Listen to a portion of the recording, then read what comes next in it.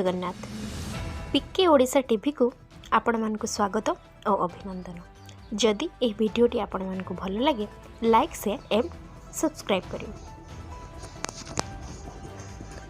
एणिकी गर्भवती महिला को मिलिबो 10,000 टंका, 2 गुण है ममता सहायता। मातृ और शिशु मृत्यु हार ह्रास करने और पुष्टिहीनता ह्रास करने मुख्यमंत्री नवीन पट्टनायक 2011 मसीह लोकप्रिय ममता योजनार शुभारंभ करते, जहाँ आज बेस लोकप्रिय योजना भाव परिचित थिबा बेले जातीय स्तर में एक मॉडल भाव में कार्य करुछि।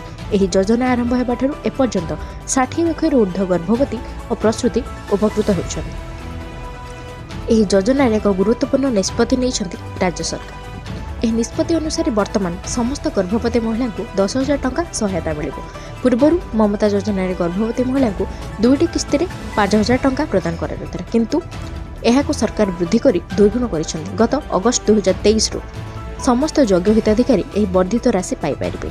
चलित फेब्रुआरी मास 20 ରୁ 25 तारीख मध्य बकेय राशि हिताधिकारी को प्रदान कर।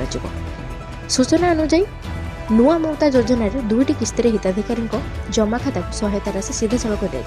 प्रथम किस्ती गर्भावस्थार 6 मास पर 6,000 टंका और द्वितीय किस्ती शिशु को 10 मास होगापर 4,000 टंका प्रदान कर व्यवस्था रखी। 19 वर्ष ऊर्ध्व सबू गर्भवती महिला 2टी जीवित संतान निमंते यह सहायता पाइपर। 13टी निर्दिष्ट आदिम जनजाति गोष्ठीर मां को प्रत्येक गर्भ निमंते ममता सहायता राशि प्रदान कर निष्पत्ति नहीं। तेबे यही योजना विषय में सूचना बा अभियोग निमंते 181 हेल्पलाइन को कॉल कर निकटस्थ अंगनवाड़ी केन्द्र को जोगाजोग करने अनुरोध कर।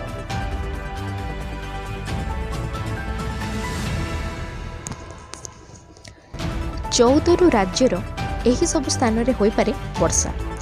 राज्य में आज पाग मुख्यतः सुखिला थिला। 19टी सहर दिन सर्वाधिक तापमात्रा 36 डिग्री बा ताठू अधिक रेकर्ड कर। पारलाखेमुंडी सर्वाधिक 38.1 डिग्री सेल्सियस रेकर्ड कर बेले बलांगीर टिटलागढ़ बौद्ध दिन सर्वाधिक तापमात्रा 38 डिग्री सेल्सियस रेकर्ड कर। से बेले भुवनेश्वर तापमात्रा 37 degree, Talcher 37.4, Nayagarh 37.5, Dhenkanal 37, Rourkela 36, Sonepur 36.8, Jharsuguda 36.8, Cuttack 36.2 degree Celsius रही। पाणीपाग विभाग पक्षर जारी करा बुलेटिन अनुसार आसंताकाली मध्य राज्यर समस्त जिले में पाग सुखिला रहिबो। तेबे 14 तारीख रु 17 तारीख पर्यंत राज्यर किछि स्थान में हालुका मध्यम धरणर वर्षा हेबार संभावना रही। 14 तारीख सकाळ 8:15 रु सकाळ 8:30 पर्यंत सुंदरगढ़, मयूरभंज, केन्दुझर, बालेश्वर और भद्रक गोटे बा 2टी स्थान में हालुका मध्यम धरणर वर्षा हेबार संभावना रही। 15 तारीख सकाळ 8:30 रु 16 तारीख सकाळ 8:30 पर्यंत उत्तर उपकूल ओडिशा नयागढ़, ढेंकानाल, केन्दुझर, मयूरभंज, देवगढ़ जिलार गोटे बा 2टी स्थान में हालका मध्यम धरणर वर्षा हो पारे। 16 तारीख दिन सकाळ 8:30 रु 17 तारीख दिन 8:30 पर्यंत उत्तर उपकूल ओडिशा केन्दुझर, मयूरभंज, ढेंकानाल गोटे बा 2टी स्थान में हालका मध्यम धरणर वर्षा होबार संभावना रही। 17 तारीख सकाळ 8:30 रु 18 तारीख दिन सकाळ 8:30 पर्यंत बालेश्वर, मयूरभंज, भद्रक, केन्दुझर, ढेंकानाल, जाजपुर, केन्द्रापड़ा गोटे ରୁ 2ଟି स्थान में वर्षा हो पारे। राज्यर बाकी सब जिले में पाग सुखिला रहिबार संभावना रही। 18 तारीख सकाळ 8:30 रु 19 तारीख सकाळ 8:30 पर्यंत पाग सुखिला रहिबार संभावना रही। पाणीपाग विभाग पक्षर आहरी कहुଯାଇଛି आगामी 2-3 दिन सर्वाधिक तापमात्रा 2 ରୁ 4 डिग्री वृद्धि हो। तापर राज्यर अधिकांश जिले में अनेक स्थान में सर्वाधिक तापमात्रा बड़ परिवर्तन होबार संभावना नहीं। शेष थर पर मैदान को ओह्लैबे 5 स्टार प्लेयर। चलित आईपीएल पर नेबे सन्यास। मार्च 22 रो आईपीएल 2024 आरंभ होगा जाउछि, किंतु चलित वर्षर आईपीएल आरंभ होगा पूर्व क्रिकेट प्रेमी मान चिंतित अच्छे, कारण यही आईपीएल पर अनेक भारतीय स्टार क्रिकेट रे अवसर नहीं पारंती। एमएस धोनी कैप्टेन कोल को 42 वर्ष आंठू अस्त्रोपचार पर यही बयस दीर्घ समय पर्यंत क्रिकेट खेलिबा तांको पक्षे संभव। से 250 आईपीएल मैच खेली। सीएसके अधिनायक अवसर नहीं सूचना मिलूँ। ଚେନ୍ନାଇରେ ଆଇପିଏଲ୍ ଖେଳିବା ପରେ ସେ ଅବସର ନେବାକୁ ଇଚ୍ଛା ପ୍ରକାଶ କରିଛନ୍ତି। ଧୋନି 2008 ମସିହାରୁ ଆଇପିଏଲ୍ ଇତିହାସରେ ଅନ୍ୟତମ ସଫଳ ଦଳର ନେତୃତ୍ୱ ନେଇଛନ୍ତି।